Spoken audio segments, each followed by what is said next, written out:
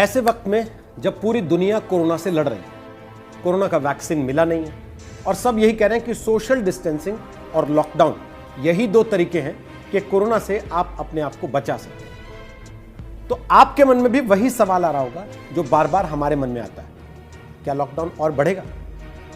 अब इसका सीधा जवाब तो प्रधानमंत्री नरेंद्र मोदी ही दे सकते हैं, जो कि राज्यों के मुख्यमंत्रियों के साथ बैठक के बाद यह तय करेंगे कि 2 चरणों के लॉकडाउन के बाद लॉकडाउन का तीसरा चरण भी देश को चाहिए या उसके बिना काम चल जाएगा। लेकिन हमने लॉकडाउन से जुड़े पूरी दुनिया भर के देशों के डेटा का अध्ययन किया और उस अध्ययन के जरिए हमने ये समझने की कोशिश की है कि लॉकडाउन का कुछ फायदा भी हो रहा है या नहीं। हमारी डेटा इंटेलिजेंस यूनिट ने कई देशों के रिकवरी रेट को स्टडी किया है।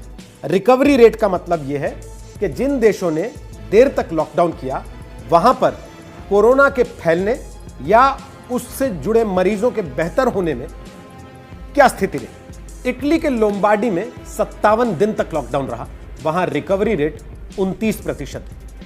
चीन के वुहान में, जहां से पूरी दुनिया में यह वायरस फैला कहा जाता है, वहां पर 77 दिन का 77 डेज का लॉकडाउन रहा और रिकवरी रेट चीन के मुताबिक 93% है। स्पेन में लॉकडाउन 57 दिन का और रिकवरी रेट 41% का रहा। फ्रांस में 56 दिन के लॉकडाउन से रिकवरी रेट 25% रहा और भारत में 40 दिन के लॉकडाउन से रिकवरी रेट 20% रहा। यहां किसी को ज्यादा फायदा हुआ और किसी को कम। ऐसे में यह देखना भी जरूरी है कि किस देश ने किस समय पर लॉकडाउन का फैसला लिया। क्या लॉकडाउन तब करा जबकि स्थिति हाथ से निकल चुकी थी, या फिर सामने के हालात को देखते हुए पूरी दुनिया से एक संकेत लेते हुए समय रहते लॉकडाउन करने का फैसला कर दिया गया? अब हमारी चिंता इस बात की है कि भारत को क्या करना चाहिए। भारत में इस समय आंकड़े बहुत तेजी से बढ़ रहे हैं। पिछले कुछ दिनों के आंकड़ों को अगर आप देखें तो आपको यह एहसास होगा कि लगभग 1,500 मामले प्रतिदिन की रफ्तार से भारत में कोरोना के आंकड़े बढ़े हैं।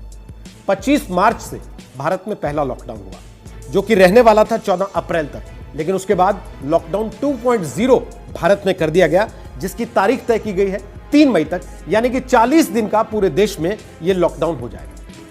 अब आपको जरा सिंगापुर का उदाहरण देखना चाहिए। वहां पर भी शुरुआत में लॉकडाउन किया गया, लेकिन उसके फौरन बाद वहां ढील दे दी गई। सिंगापुर को कोरोना संक्रमण की दूसरी लहर का, जिसे आप सेकंड वेव कहते हैं, उसका सामना करना पड़ा और तब से 4 हफ्तों के लिए सिंगापुर में लॉकडाउन का फिर से ऐलान हुआ। अब भारत में लॉकडाउन दोबारा बढ़ेगा या नहीं बढ़ेगा, यह तय होगा इस बात पर कि कोरोना के मरीजों की रिकवरी रेट क्या है, इस बात पर कि संक्रमण बढ़ने की दर क्या है और कई सारे अन्य फैक्टर्स इस मामले में ध्यान में रखे जाएंगे।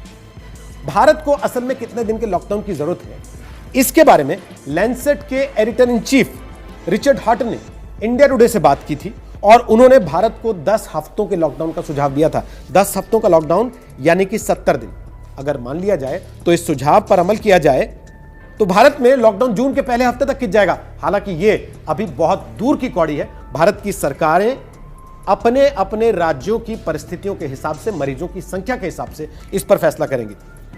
अब आपको जरा ऑस्ट्रेलिया का आंकड़ा भी देख लेना चाहिए।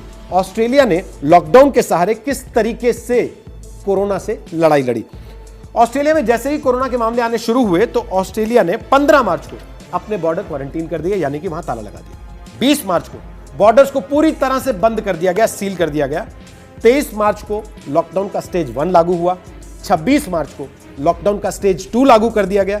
31 मार्च को लॉकडाउन का स्टेज 3 लागू कर दिया गया और फिर धीरे धीरे नए मामले सामने आने की रफ्तार कम होती गई।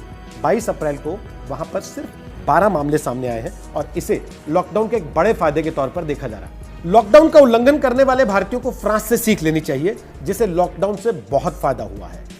एक इंटरनेशनल रिसर्च ये बताती है कि फ्रांस की लॉकडाउन की वजह से कोरोना के केस 85% तक कम हो गए हैं।